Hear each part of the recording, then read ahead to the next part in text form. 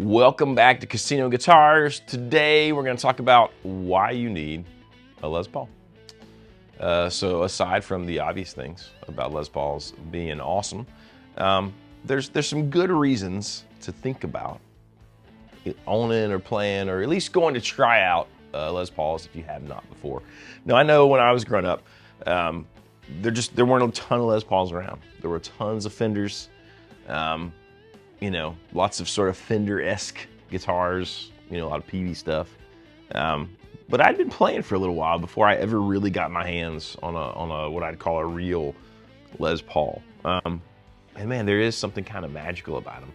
I remember thinking that almost like, yeah, I would graduate to a Les Paul, you know, in my brain, learning to play in like Squire Strats, and then eventually like sort of mostly like standard made Mexico Fenders. There was just something holy grail about a Les Paul.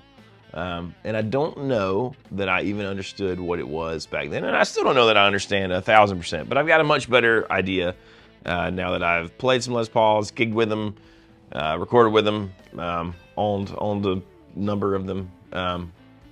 Nothing sounds quite like a Les Paul. And it doesn't matter if they've got humbuckers in them, or, you know, PAF style, or something different.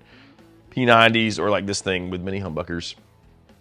There's just something about a mahogany body with the maple cap. It just does something different. You know, part of it's the scale length. You know, if you grew up playing Fenders, or you're used to Fenders and you're used to that longer scale length, and you get to one of these things that's, you know, shorter, there's just a difference in feel.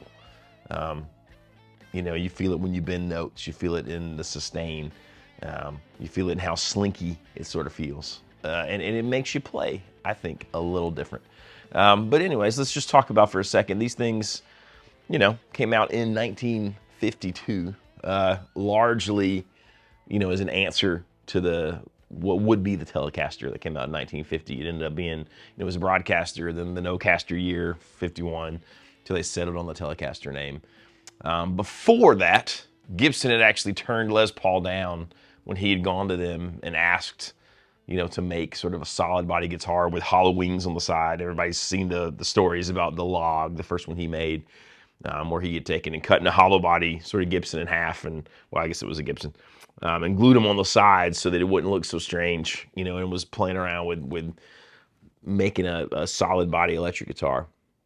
But, you know, after Fender's success, Ted McCartney and the guys at Gibson decided, hey, there's something to this. Obviously, you know, Les Paul himself was a consultant.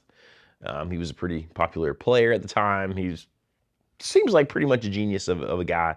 But anyways, and I guess in some ways that makes this one of, I don't know if it's the first sort of artist signature model, but it's definitely probably the most famous one that we don't even realize is a signature model. But, you know, came out with this design, the carved top, the maple cap. And, you know, it stayed that way until 61, when Gibson decided to sort of redesign it into what would become the SG. But aside from all that, you know, Les Pauls have made some pretty amazing music. If you think about Jimmy Page and Led Zeppelin, and the sort of the way he's connected to in my brain, a Les Paul. I think that's why I thought of a Les Paul as being such a, you know, a big boy instrument, for lack of a better word, sort of a, you know, something to aspire to. There's lots of icons we can think about. You got Jimmy Page. I think of Joe Walsh with Les Pauls. I think of Peter Green, Paul Kossoff, you know, the Free, the All Right Now song. I just think of his big fat Les Paul sound. Obviously, there's Dwayne Allman. There's Billy Gibbons. Slash. There's a million Slash like signature Les Pauls right now. So lots of artists that sort of changed the game a bit with these guitars.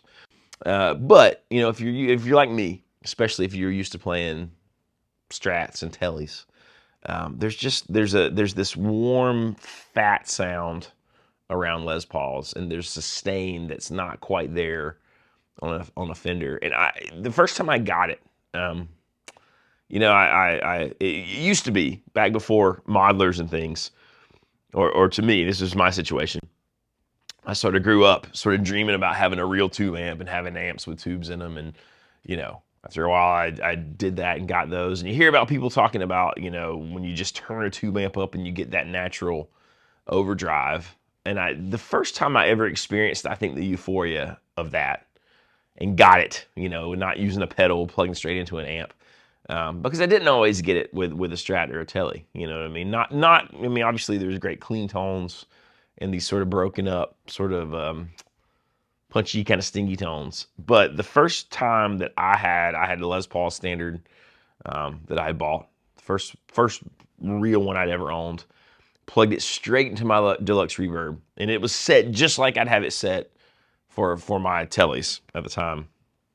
And I'm gonna plug it in and hitting a chord, and it just being like glorious and overdriven, and the saturation that I didn't get from the single coil pickups and I didn't get from Fenders. And I thought, oh, I get it. I understand. And I understand, you know, people, rock players going straight into the amp with Les Pauls, because those pickups, the humbuckers, they just do a different thing.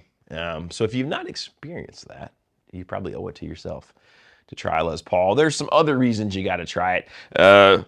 There's a lot of versatility having a volume and a tone for both pickups. You know, obviously that's a bit of a different layout. The fact that you can have, you know, maybe, well, you could have this turned off, this up, and you got a kill switch thing going on. You could have, you know, maybe this up for a solo sound, this turned back for rhythm, and then on just the flick of your thumb, you're into your solo sound. You could do it the opposite way. You can roll the tone off and get this sort of Clapton woman tone.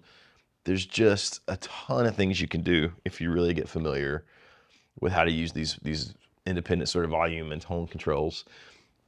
He gets a lot of slack, but Joe Bonamassa is a master of that. If you watch that guy play live, it's kind of amazing all of the sounds he can eke out, from sort of twangy Telecaster sounds to almost Strat sounds to just the full-on, you know, powerful power chord sort of rock and roll thing like we're talking about, sustain for days. And even the middle, obviously, being able to blend the sounds of the two pickups together and figuring out which one you want more of. Maybe you want more of the bridge and a little less of the neck, or vice versa. It just works. It just sounds great. You know, I've heard people say that great Les Pauls are sort of like Teles on steroids. I think that's true in some ways. And not all Les Pauls are equal. You know, there's some that are built to more vintage specs, some are more modern, but they all have a thing that they do that's just, it's just different. It's different than other guitars. And I don't know that I've ever played. I've played things and thought, oh, this does the Stratty thing. I've played things and thought, oh, this kind of does the Tele thing. I've never played anything but a Les Paul that I thought nailed the Les Paul thing. Things get close. Things do their own things. Lots of things are sort of in that universe and they're good, but nothing's like a Les Paul. And it doesn't matter, again, I said in the beginning of the video, it doesn't matter P90s, PAFs, mini humbuckers, whatever. There's just something about them being in the guitar like this. So yeah, check out the demo. Let us know how you feel about Les Pauls. Do you love them? Do you hate them? And do you agree with us? Everyone needs a Les Paul. Thanks for watching. Hit like, hit subscribe, click the bell. We will see you next time.